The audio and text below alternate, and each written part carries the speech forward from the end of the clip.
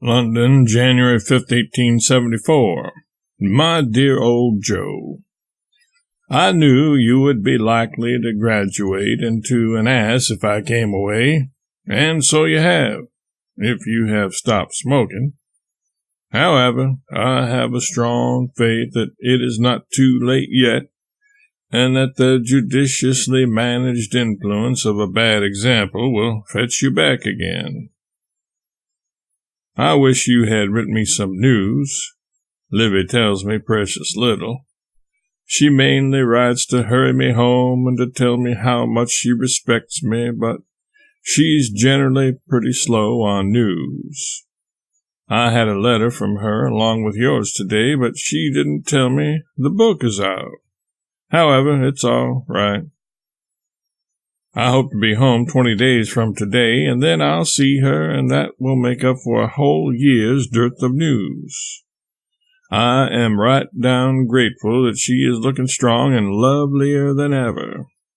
I only wish I could see her look her level best once. I think it would be a vision.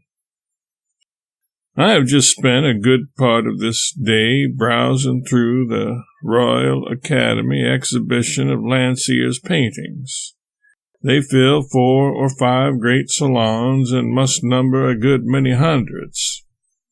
This is the only opportunity ever to see them, because the finest of them belong to the Queen, and she keeps them in her private apartments. They're wonderfully beautiful. There are such rich moonlights and dusks in the challenge and the combat, and in that long flight of birds across a lake in the subdued flush of sunset or sunrise, for no man can ever tell t'other from which in a picture, except it has the filmy morning mist breathing itself up from the water. And there is such a grave analytical profundity in the faces of the connoisseurs, and such pathos in the picture of the fawn suckling its dead mother on a snowy waste, with only the blood in the footprints to hint that she is not asleep. And the way he makes animals absolute flesh and blood, insomuch that if the room were darkened ever so little, and a motionless living animal placed beside a painted one, no man could tell which was which. I interrupted myself here to drop a line to Shirley Brooks and suggest a cartoon for Punch. It was this.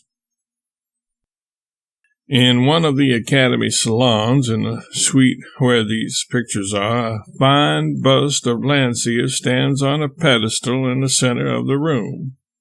I suggest that some of Landseer's best-known animals be represented as having come down out of their frames in the moonlight and grouped themselves about the bust in mourning attitudes.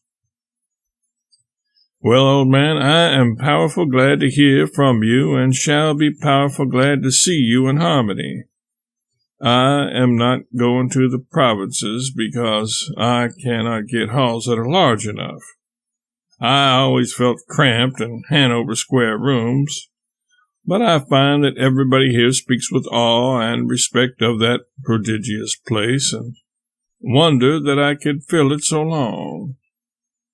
I am hoping to be back in 20 days, but I have so much to go home to and enjoy with a jubilant joy that it seems hardly possible that it can ever come to pass in so uncertain a world as this. I have read the novel, The Gilded Age, here, and I like it. I have made no inquiries about it, though. My interest in the book ceases with the printing of it. With a world of love, Samuel.